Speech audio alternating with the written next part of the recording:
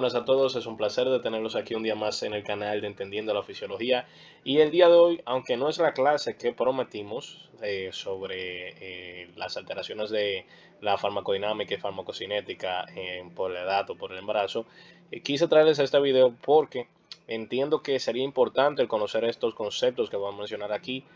eh, que aunque van a ver que muchos de estos temas se han tratado en el módulo de farmacología, entiendo que sería apropiado profundizarlos un poco más, porque en la clase que lo mencioné no lo llega a profundizar tanto como lo haré en esta. Entonces, sin más dilación, en esta clase vamos a hablar sobre inducción e inhibición enzimática, esta vez utilizando las dos bibliografías que hemos estado hablando a lo largo del módulo de farmacología, que son Rand y Dale, Farmacología, y Brenner Stevens, Farmacología Básica. Sin más dilación, vamos a hablar de qué es una enzima exactamente. Es importante saber que las enzimas son componentes proteicos y estos van a tener como función algo tan sencillo como catalizar una reacción, es decir, facilitar que ocurra una reacción en específico. Estas enzimas se pueden encontrar tanto a nivel biológico como de forma aislada. Por ejemplo, a nivel biológico, un ejemplo simple sería la amilasa salival, que la encontramos, como su nombre lo indica, en la saliva, y su función es degradar el almidón a azúcares más sencillas para el proceso de digestión de estos azúcares, ¿verdad? Por otra parte, tenemos la Taq polimerasa, que es muy importante y se utiliza mucho en la prueba de cadena, prueba en la reacción en cadena reacción en cadena polimerasa, que esta básicamente lo que permite que esas pruebas, esas PCR, puedan realizarse de una forma más efectiva sin tener que ir cambiando la enzima por cada vuelta que se le dé a la prueba. Esta se extrae de la bacteria Thermus aquaticus y tiene las características de que resista a altas temperaturas. Entonces es importante saber que podemos encontrar esas enzimas tanto a un nivel biológico normal como aisladas. O sea, se pueden aislar. Entonces, vamos a mencionar brevemente cuál es la rama que estudia las enzimas relacionadas de estas, y esta rama se llama enzimología, así de sencillo, y es la ciencia que se encarga de estudiar el accionar de las enzimas, su mecanismo de acciones, su eficacia, la afinidad que tengan por sus sustratos, todo esto es la enzimología la que se encarga de estudiar. Es importante saber que las enzimas, en su gran mayoría, van a actuar mediante la interacción enzima y sustrato. La enzima y esa molécula, la cual es afín a ese sitio activo de la enzima, y ahí entonces realizan los procesos que tengan que realizar y finalmente se libera un metabolito, es decir, que ese sustrato se metabolizó y generó ya los productos que debía generar. Eso viene siendo la interacción clásica enzima-sustrato, pero hay algunas enzimas que se salen de esa regla. Pero para que entiendan lo que les voy diciendo, este sería el modelo de llave y cerradura, la forma más simple en la que podríamos explicar lo que hace una enzima y su sustrato y las interacciones. Tenemos una enzima, que es esta bolita, y tenemos ese sustrato que tiene una forma de una especie de llave que encaja perfectamente al el sitio activo de la enzima. Ese sitio activo es conocido como un sitio ortostérico porque es un sitio de unión normal del sustrato a su enzima. Es una unión muy específica, principalmente suelen ser interacciones por vía fuerzas de Van der Waals, suele ser así las interacciones que se tienen entre el sustrato y la enzima. Y entonces, una vez unidos, ya la enzima puede metabolizar a ese sustrato y entonces liberar ya lo que son los productos de esa reacción que catalizó la enzima. Esa es la forma más fácil en la cual se puede ver este sistema. Obviamente, una enzima en la vida real no es así, ni sus sustratos son así, pero para fines didácticos es la mejor forma de verlo. No obstante, hay enzimas que no trabajan con esta forma porque no necesitan una unión como tal de un sustrato, aunque cabe destacar que es lo más común. Esto es lo más común. Pero hay enzimas, por ejemplo, como las ribosinas, que son eh, que actúan a nivel del ARN, y estas no necesitan lo que viene siendo estímulos por sustratos para trabajar. Son funciones intrínsecas que ya poseen que permiten realizar su función. Entonces, ya que estamos hablando de lo que son las enzimas, tenemos que mencionar que de estas existen muchos tipos. ¿Y qué pasa? No es lo mismo clasificarlas de una forma o de otra, porque al hablar de una sola enzima, esta misma puede caer en diversas categorías dependiendo de su clasificación. Entonces, para eso vamos a dividirlo en dependencia de estos criterios que vemos aquí, según la naturaleza o reacción química que ellas faciliten, según la especificidad que tiene esta por su sustrato, según la forma en la que ésta la pueden regular, según la cinética que posee y según la ubicación celular. En primer lugar, vamos a hablar de cuál es la clasificación según su reacción química. Esta es la forma más sencilla de verla porque simplemente se va a conocer qué es lo que hace esa enzima, cuál es la función. Esa enzima, por ejemplo, puede ser de categoría óxido-reductasa, que como su nombre lo indica, van a catalizar reacciones redox, que son reacciones de oxidación y reducción. Y un ejemplo serían estas catalasas, que van a descomponer el peróxido de hidrógeno en agua y oxígeno. Sería un ejemplo sencillo de interpretar. Luego tenemos las transferasas. Estas transfieren grupos funcionales entre moléculas. Un ejemplo sería la isoquinasa, involucrada en el proceso de glucólisis, que esta transfiere un grupo fosfato a la glucosa para transformar en glucosa 6-fosfato. Van a fijarse que los nombres muchas veces dicen lo que hace la enzima, pero hay algunos que quizás no, y sí es importante saber la función específicamente. Por ejemplo, tenemos las hidrolasas. Esas hidrolasas se encargan de romper enlaces mediante la adición de agua. La amilasa, por ejemplo, esa amilasa salival que mencionamos al inicio, es un ejemplo de esta, que se utilizan para descomponer azúcares. Luego tenemos las liasas. Estas eliminan o añaden grupos funcionales, pero a diferencia de las hidrolasas, esas no añaden agua, no necesitan agua. Por ejemplo, la piruvato descarboxilasa, muy útil en la fermentación alcohólica, para pasar de piruvato a acetaldehído. Luego tenemos las isomerasas. Estas van a tratar, lo que van a realizar son transformaciones o cambios en las moléculas hacia un isómero de esta. Sabiendo que un isómero son moléculas que tienen los mismos componentes, pero una conformación en el espacio distinta. Eso es un isómero. Entonces tenemos, por ejemplo, la fosfoglucomutasa, una enzima importantísima en los procesos de glucogenólisis, que son los procesos que permiten romper la molécula de glucógeno para transformarla en glucosa que puede ser liberada. Entonces esa fosfoglucomutasa se ve presente cuando se pasa de la glucosa 1-fosfato a la glucosa 6-fosfato, que luego por otra enzima que veremos más adelante, que no se las voy a adelantar, se transforma en glucosa. Luego tenemos las ligasas. Las ligasas van a unir dos moléculas mediante el gasto energético o el consumo de ATP. Aquí podemos ver la ADN ligasa, que su nombre lo indica, va a encargarse de unir fragmentos de ADN en la replicación mediante ese gasto energético. Ahora, vamos a hablar de lo que viene siendo la clasificación enzimática, pero esta vez según la afinidad o especificidad más bien por el sustrato. Podemos tener enzimas que son de una especificidad absoluta. Son enzimas que únicamente van a tener un solo tipo de sustrato, un solo sustrato al cual ella puede unirse. O sea, es literalmente una llave y una cerradura. Ese sería el mejor ejemplo de una llave y una cerradura. Un solo sitio activo capaz de unirse a una sola molécula en específico. La ureasa sería un ejemplo de esto, que es la enzima encargada de catalizar la hidrólisis de urea. En esa ureasa solamente se puede unir la molécula de urea, no se puede unir una molécula de amonio, no se puede unir ningún otro tipo de molécula. La urea es la única que puede unirse. Luego tenemos otras que son de especificidad de grupo. Estas, a diferencia de la absoluta, no actúan sobre una sola cosa, pueden actuar sobre un grupo de moléculas en general, como las proteasas, que van a actuar degradando proteínas en general. Y luego tenemos las enzimas que son específicas de reacción, que solamente van a poder catalizar un solo tipo de reacción. Por ejemplo, las deshidrogenasas, como su nombre lo indica, solamente podrán catalizar reacciones de eliminación de hidrógeno. No importa el sustrato, solamente pueden hacer eso. Ahora, vamos a clasificarlas según su regulación de la actividad. Entonces podemos tener enzimas alostéricas. No confundir esto, porque realmente más adelante veremos que mencionamos la palabra de alostérico.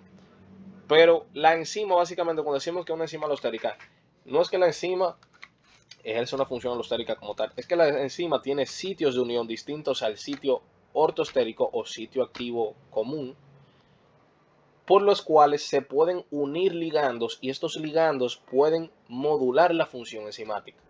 Un ejemplo sería la aspartato transcarbamilasa, que puede ser regulada por nucleótidos.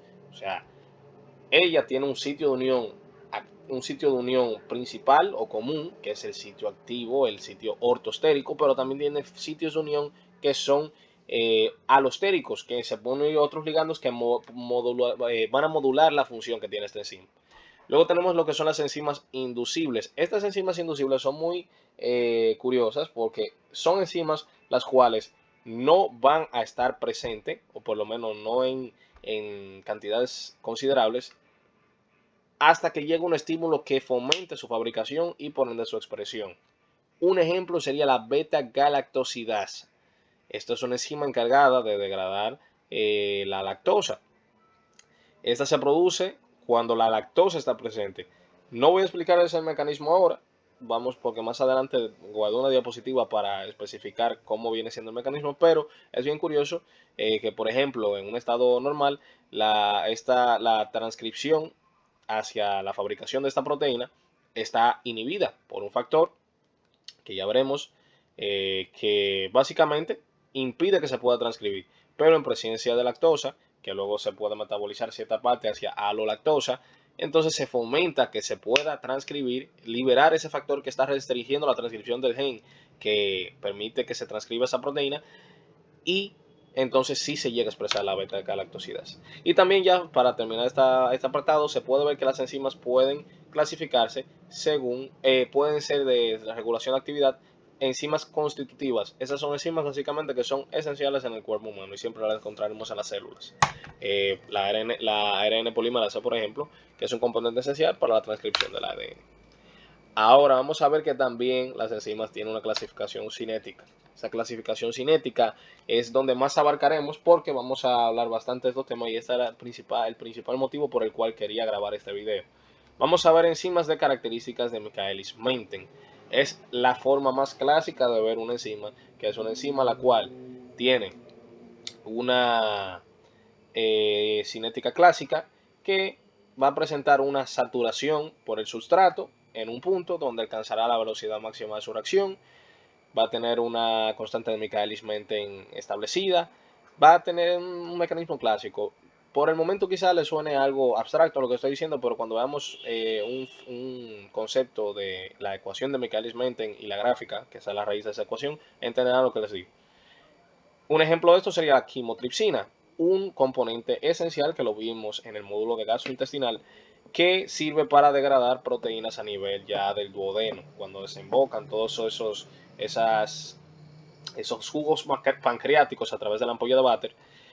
La quimotripsina es uno de esos componentes que se encarga de degradar proteínas a nivel duodenal, a nivel intestinal. Luego tenemos lo que son las enzimas cooperativas. Las enzimas cooperativas son enzimas las cuales a raíz de que se una un sustrato a la enzima, permiten que más sustratos se vayan uniendo. Para que entiendan lo que quiero decir, por ejemplo, tenemos la hemoglobina, y luego les voy a mencionar un ejemplo que no son de enzimas, aunque la hemoglobina no es una enzima, pero es lo que mejor ejemplifica en una molécula del cuerpo humano lo que quiero dejar dicho con enzimas cooperativas. La hemoglobina tiene su unión con el oxígeno. Mientras más oxígeno se une a la hemoglobina, por ejemplo, la hemoglobina sin oxígeno y se le une una molécula de oxígeno, eso hace que la hemoglobina se le pueda unir más fácil más moléculas de oxígeno y se unen más. Entonces, eso es una enzima cooperativa, así actuaría una enzima cooperativa. Entonces, ese sería el mecanismo de acción. Un ejemplo que no es enzimático ni de componente del cuerpo sería, para que lo entienda más fácil, si por ejemplo un grupo de amigos van y uno decide ir al cine, comprar una entrada para el cine, y ese amigo anima a los demás para que vayan al cine, y porque ese amigo fue, todos los demás fueron porque él lo animó. Hubo una interacción que porque uno fue, los otros por masas fueron también atraídos por él. En un caso contrario sería que cada quien iría de forma independiente sin haberse visto afectado de que una persona tuvo esa interacción. No sé si me doy a entender, pero básicamente eso es lo que quiere decir.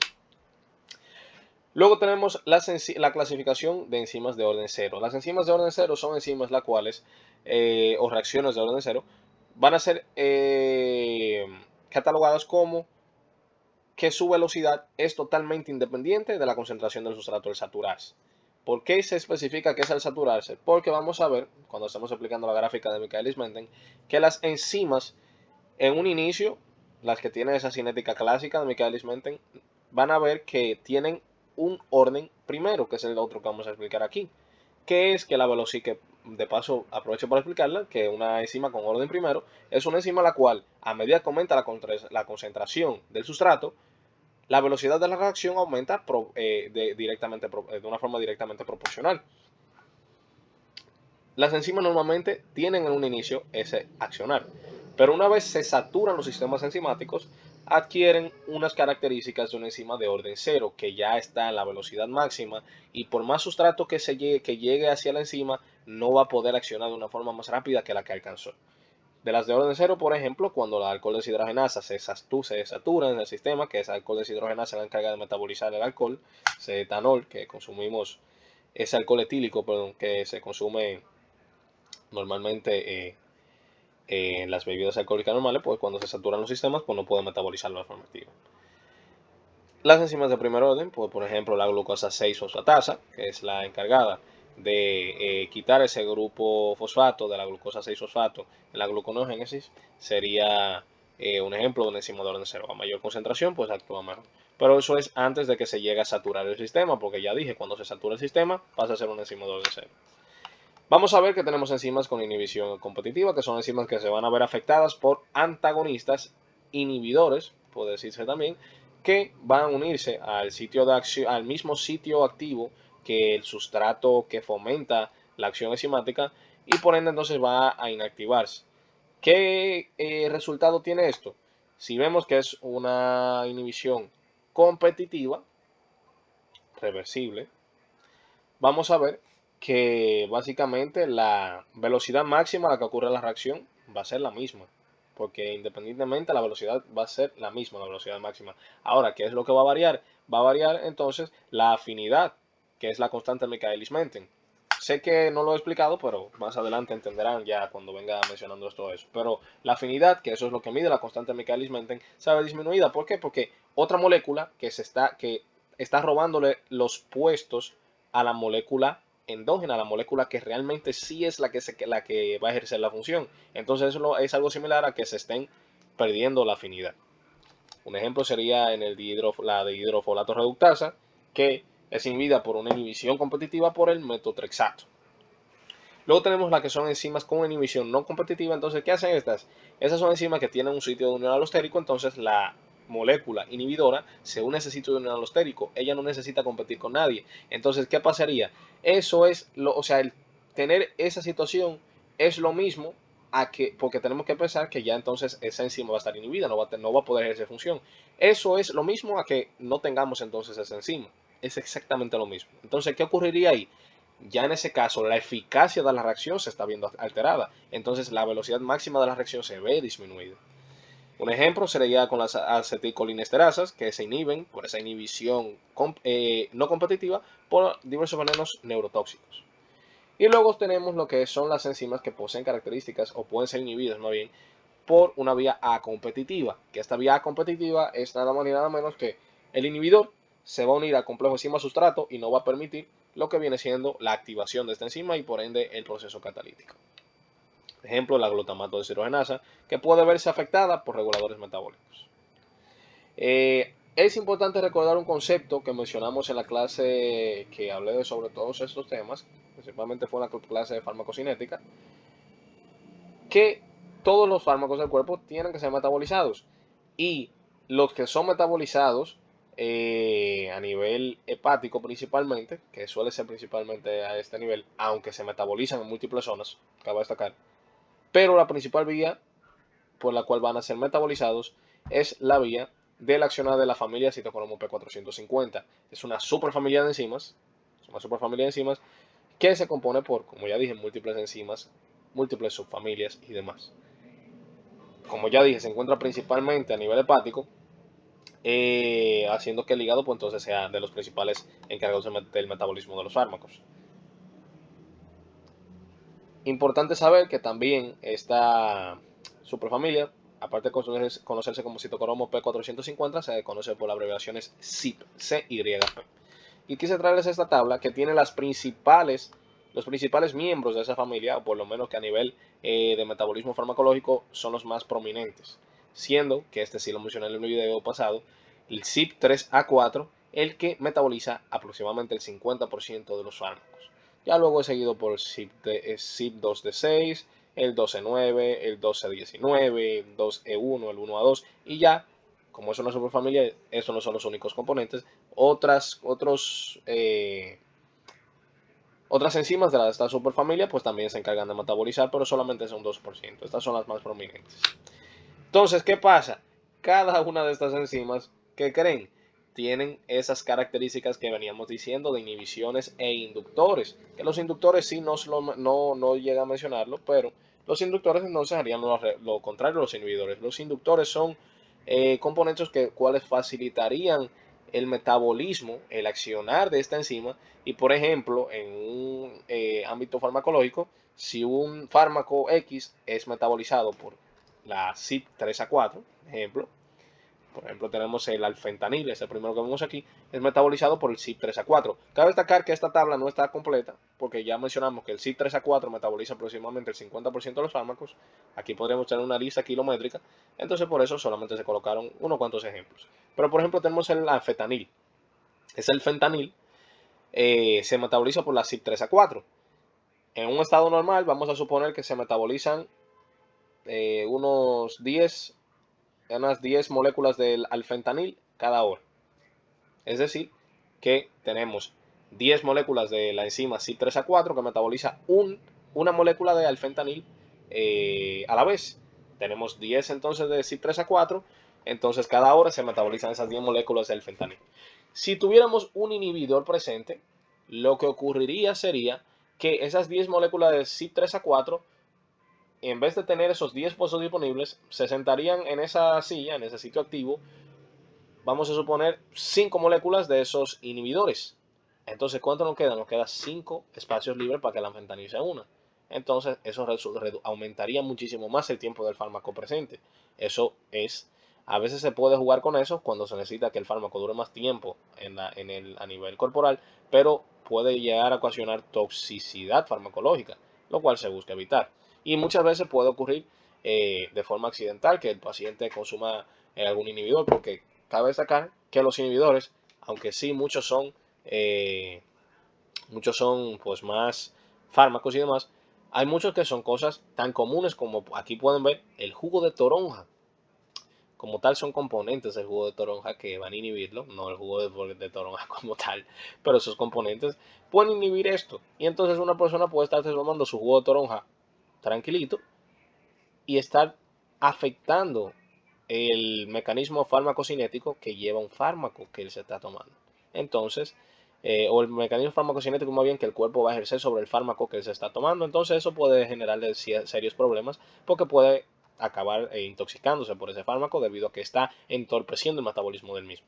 Por el lado contrario, inductores pueden entonces hacer lo siguiente: de esas 10 moléculas, de esas 10 enzimas, un inductor puede, poniendo un ejemplo práctico, duplicar ese número, que en vez de 10 sean 20. Y entonces, ¿qué creen? En vez de ser 10 moléculas cada hora, van a ser esas 10, o sea, pueden metabolizar 20 moléculas cada hora. Exacto, 20 moléculas cada hora, o sea, el doble. Por ende, va a metabolizarse muchísimo más rápido los fármacos y puede entonces ser un efecto no deseado a nivel del fármaco, en el término de que el efecto del fármaco no le vamos a dar suficiente tiempo al fármaco para que pueda ejercer su función, porque estamos aumentando su metabolismo, lo cual entonces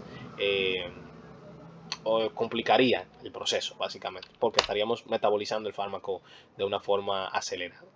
Aquí podemos ver la misma tabla, pero esta vez para la CYP2D6. También la traje para las principales. CYP12-9, esta principalmente, fíjense que puede metabolizar los AINES, esos fármacos bastante utilizados. También tenemos los CYP12-19, podemos ver todas las inhibiciones. El CYP12E1, que es el encargado de metabolizar la cafeína. Más adelante vamos a ver algo muy curioso de esto, perdón, de este, en el CYP1A2, vamos a ver un ejemplo muy interesante de este, que fíjense que este metaboliza la cafeína. Y cabe destacar, no piensen que porque esto esté en esta tabla solamente se lo metaboliza, puede metabolizar, o sea, de forma cruzada. ¿A qué me refiero? El CYP12E1 metaboliza cafeína, pero también el CYP1A2 lo hace. O sea que no es como que hay sustratos, habrá algunos que otros que sea específico, pero no necesariamente todos los que están en la tabla son específicos solo de esto. Otra molécula puede metabolizarlo de esta superfamilia. En este hay un ejemplo muy curioso que creo que más adelante se lo voy a presentar, pero explicándoselo de ahora, fíjense que esta metaboliza la cafeína y un inductor es el tabaco para esta enzima.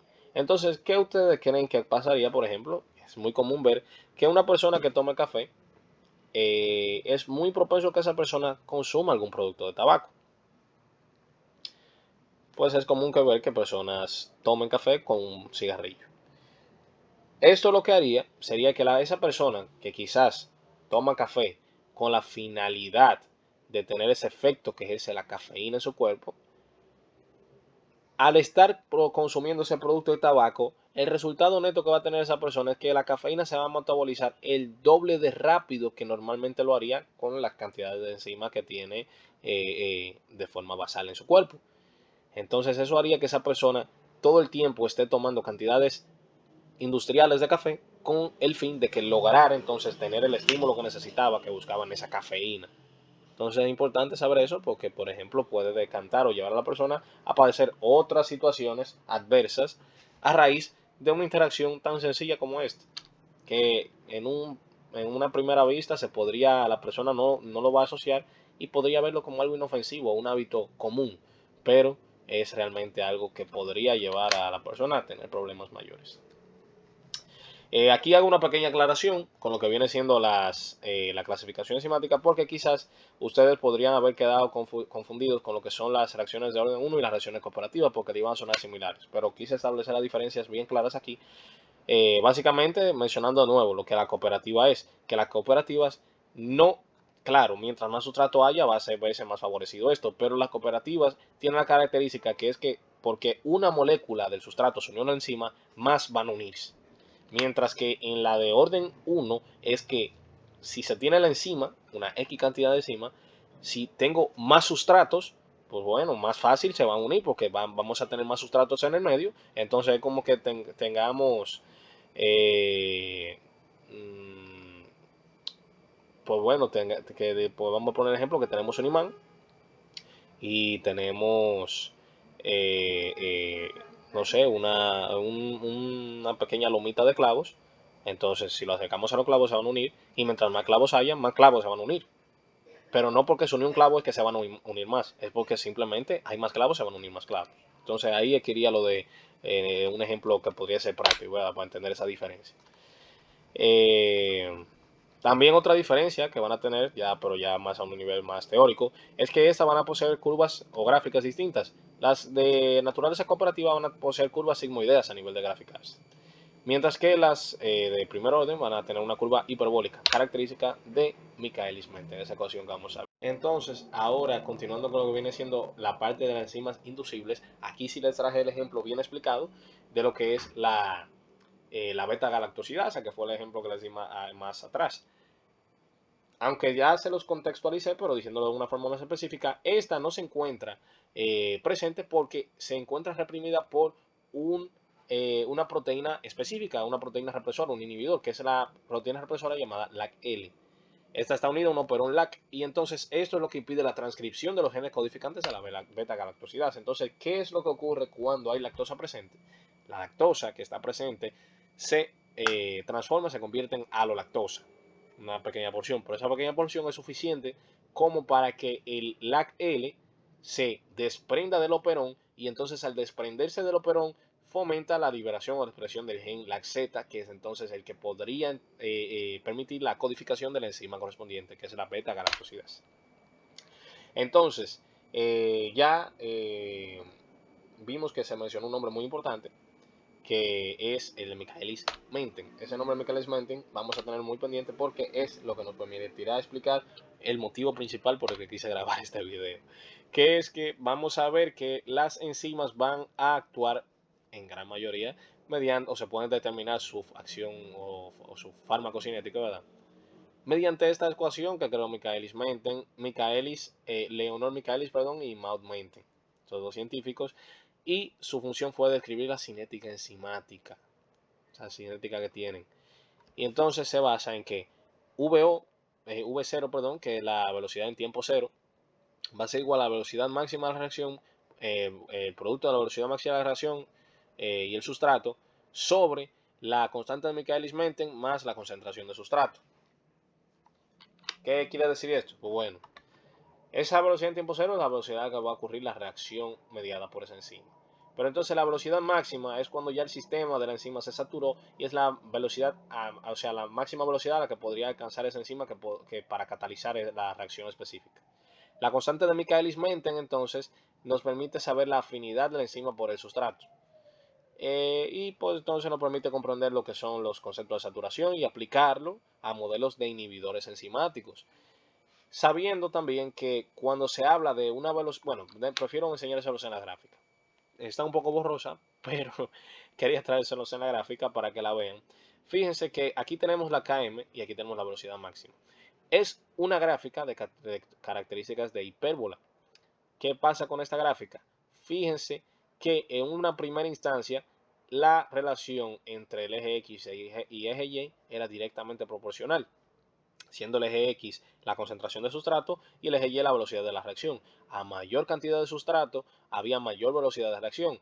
¿A qué se les parece eso? Efectivamente, a una reacción de primer orden, de orden 1, la cual la velocidad de la reacción enzimática, se ve favorecida directamente proporcional gracias a la concentración de sustrato. Tiene una relación directamente proporcional. A partir, yo diría que de este punto de la gráfica realmente, que es que los sistemas empiezan a saturar, entonces la relación deja de ser directamente proporcional y incluso ya llega a un punto en el cual se queda una explanada, ¿verdad? Ya cuando llega a ese punto es considerado la velocidad máxima a la que la reacción podría llegar. Cuando hablamos de la Km, entonces la Km es, así de simple como lo pone aquí, la mitad de la velocidad máxima. Es el momento en que la velocidad de la reacción está a la mitad. Pero, ¿qué nos permite saber eso? Eso nos permite saber la afinidad que tiene la enzima por el sustrato, porque esa constante de Michaelis-Menten nos permite saber qué tan rápido el sustrato lleva a la enzima a que alcance la mitad de su velocidad máxima. Entonces, eso no habla de la afinidad que tiene esa enzima por el sustrato. Mientras más rápido se une esa enzima y sustrato y se forma el complejo, pues se llega más rápido a la velocidad máxima. Por ende, la Km quedaría más para abajo, más bajita. La velocidad máxima, entonces, no habla más bien de la eficacia de la reacción. A una mayor velocidad máxima estamos hablando de una reacción bastante eficiente. Mientras que a una menor velocidad máxima estamos hablando de una reacción menos eficiente. Un ejemplo clásico para eso fue lo de la exoquinasa y glucoquinasa. La exoquinasa y la glucoquinasa son enzimas encargadas de lo que viene siendo transformar la glucosa en glucosa 6-fosfato. Las dos hacen lo mismo. ¿Qué pasa? La exoquinasa tiene una Km más baja. ¿Qué quiere decir que esa exoquinasa tiene una Km más baja? Que esa exoquinasa en el sustrato viene siendo la glucosa. Pueden haber concentraciones bajas de glucosa, la exoquinasa va a actuar de una vez porque la exoquinasa tiene una alta afinidad por la glucosa, entonces se va a unir rápidamente y esa es la que va a poder resolver a concentraciones incluso bajas de glucosa, transformándola rápidamente en glucosa 6-fosfato. ¿Qué pasa? Luego viene la glucoquinasa, que la glucoquinasa es la encargada, ya se encuentra la formación de glucógeno, y es el primer paso en la glucogenogénesis, que es que se pasa de glucosa a glucosa 6-fosfato. ¿Qué pasa? Esa tiene un Km mayor y hace lógica que tenga un Km mayor. Si tiene un Km mayor, va a ser una reacción que tiene una velocidad máxima más alta, por ende va a tener una mayor eficacia. pero tiene menos afinidad por el sustrato y entonces necesitaríamos más concentraciones más altas del sustrato para que ella entonces pueda empezar a realizar sus acciones. ¿Qué lógica tiene esto? La síntesis de glucógeno ocurre en abundancia de glucosa, mientras que la glucólisis, que se ve mediada por la exoquinasa, ocurre en bajos niveles de glucosa. Entonces hace lógica que en altos niveles de glucosa se vaya a almacenar en forma de glucógeno, ahí actúa la glucoquinasa, que actúa a altas concentraciones de glucosa, mientras que a bajas concentraciones de glucosa actúa la exoquinasa, que va a catalizar procesos como la glucólisis. Es importante saber que, aparte de esa gráfica, ¿verdad?, que tiene forma de hipérbola, que se entiende bastante bien, es fácil de entender, pero se creó otra gráfica con fines de facilitar la interpretación de esta de Michaelis-Menten, y fue la de Lange-Weberburg. Esta gráfica, a diferencia de la de Michaelis-Menten, pues es de rectas. Y estas rectas entonces permiten identificar de una forma más fácil los puntos de interés, dígase la KM y la velocidad máxima, y la pendiente de la recta. Esto se hizo mediante la aplicación del inverso de las funciones que se mencionaron aquí de la ecuación de Michaelis-Menten. Simplemente colocando el inverso de lo que viene siendo la constante de Michaelis-Menten, el inverso de la velocidad máxima, y la pendiente de la curva es básicamente la constante de Michaelis-Menten sobre la velocidad máxima. Siguiendo la siguiente fórmula matemática que vemos aquí, que es la fórmula matemática para una pendiente, que es que y es igual a mx más b. Siendo y entonces, que es el que vemos aquí, 1 sobre la velocidad máxima, que fíjense que esa era la velocidad de la reacción en la otra gráfica, y igual a m, que m viene siendo la pendiente de la curva, km sobre Vmax, x, que viene siendo el eje de la x, que no es nada más ni nada menos que lo que viene siendo la constante de Michaelis-Menten propiamente dicha, más b, que b es el punto de origen, es el punto en el cual se intersecta el eje y. Ese punto de intersección es lo que corresponde a la velocidad máxima de la reacción, y es esa que vemos aquí. Entonces, ya con esto, sabiendo estos conceptos, pues podemos interpretar fácilmente esta gráfica. A su vez también se pueden, como ya dije en un inicio, esas gráficas sirven para evaluar la acción de diversos inhibidores enzimáticos o inductores. Por ejemplo, en la de Michaelis-Menten, ¿qué vamos a ver? Cuando estamos hablando de un inhibidor competitivo, ya yo les dije en un inicio que un inhibidor competitivo va a actuar como actuando sobre el sitio de acción, el sitio activo de la enzima, de igual forma que el sustrato, pero inhibiéndolo. Entonces se va a unir al mismo sitio que el sustrato se une. ¿Qué hace eso entonces? Que compitan. ¿Y qué va a hacer eso? Que la enzima, que tenía una afinidad X por el sustrato, vaya a ser menos afín a este porque hay otra molécula que le está robando el sitio. Entonces la KM se va a ver desplazada y entonces va a haber menor afinidad.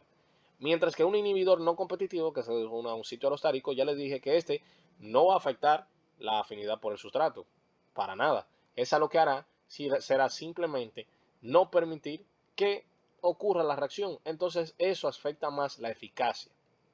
¿Cómo se ve eso en Lange-Weberburg? Eso se ve de esa siguiente manera. Hay una forma sencilla de verlo, pero antes se lo voy a decir los términos como son. Tenemos la línea roja, que es la desinhibida, lo que ocurriría normalmente. Cuando tenemos la inhibición competitiva, ¿qué hacemos? Ya dije, va a haber menor afinidad. Entonces, mientras más nos acercamos hacia el eje Y, hay menor afinidad. Y mientras más nos alejamos, hay mayor afinidad. Mientras más nos estamos acercando, entonces fíjense que tenemos la inhibición competitiva. Perdimos afinidad, pero tenemos el mismo punto de intersección, es decir, la misma velocidad máxima.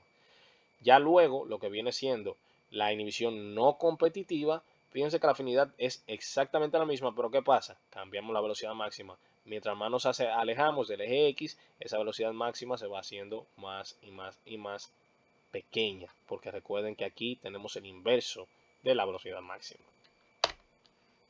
Ahora, para entender todo esto, vamos a hablar de los antagonistas. Eso sí lo dejamos bastante claro en la anterior clase, entonces simplemente lo voy a pasar un poco rápido como recordatorio. Hay que entender que las enzimas van a tener inhibidores. Esto pueden ser de 3 categorías y de 2 tipos. Puede haber una inhibición reversible o irreversible. Cuando hablamos de una inhibición irreversible, La única forma de revertir esa reacción irreversible, esa inhibición irreversible, es interiorizando el receptor o la molécula y creando otro nuevo. Esa es la única forma, porque es algo irreversible. Entonces ya tenemos las tres categorías que son la inhibición competitiva, no competitiva y acompetitiva. Ya fueron muy bien explicadas, pero aquí se pueden ver de una forma gráfica. Teniendo la competitiva, que es básicamente que esa enzima tiene su sitio activo y el inhibidor se une igual que el sustrato, inhibiendo o más bien impidiendo que el sustrato se una. Luego a la no competitiva, el inhibidor no le importa que el sustrato se una a su enzima, el inhibidor se une a su sitio alostérico e inhibe la función de la enzima.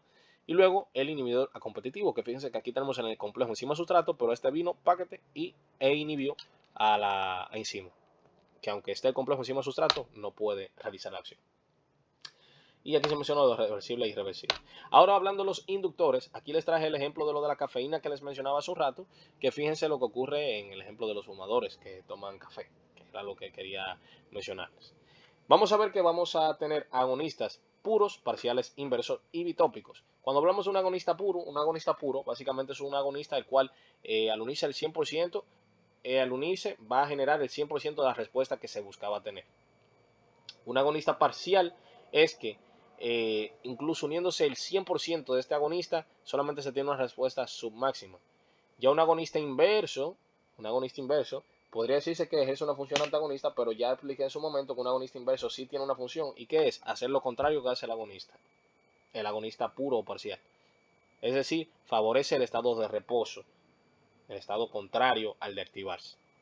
Y luego tenemos los agonistas bitópicos, que son los que pueden actuar tanto de una forma ortostérica como de una forma alostérica, teniendo funciones distintas, obviamente. También es importantísimo conocer los temas de los polimorfismos, que son bastante tediosos o que complican el tratamiento de un paciente, porque estos van a variar la forma que un paciente puede tener un accionar sobre el fármaco, haciendo que, por ejemplo, pueda metabolizar más rápido el fármaco o, por el contrario, que no lo metabolice y pueda tener toxicidad por el mismo. Podemos tener polimorfismos que vayan a afectar la afinidad de la enzima por su sustrato, como el polimorfismo del gen de la ALDH2, que afecta la aldehído deshidrogenasa. Y estos pacientes tienen problemas en el metabolismo del alcohol y suelen tener intolerancia al consumo de alcohol, porque reducen la afinidad del acetaldehído por la acetaldehído deshidrogenasa. Entonces van a tener un problema con eso. Luego tenemos polimorfismos que afectan la velocidad máxima, que por ejemplo podrían afectar la CYP2D6, que tendría como consecuencia una hiperactividad de esta, en un caso que se hiperactive la misma, y medicamentos, fármacos que puedan metabolizarse por esta enzima, se van a ver favorecidos un metabolismo bastante alto y por ende la acción farmacológica pues se va a ver perjudicada. También podemos tener polimorfismos que afecten la respuesta de inductores o inhibidores, por ejemplo el gen TPMT, que afecta la tiopurina metiltransferasa, y como consecuencia pues la acción de inhibidores o inductores puede verse variada. En una versión menos activa de esta enzima, por ejemplo, lo que ocurriría sería una toxicidad susceptible por los fármacos, por lo mismo que dije, porque no se va a poder metabolizar el fármaco de la forma adecuada. Pues nada, ya ahora sí, en la próxima clase vamos a continuar con el tema que dijimos, que es modificación de farmacocinéticas y farmacodinámicas debido a la edad y el embarazo. Y nada, espero que hayan aprendido mucho y nos vemos en la próxima clase.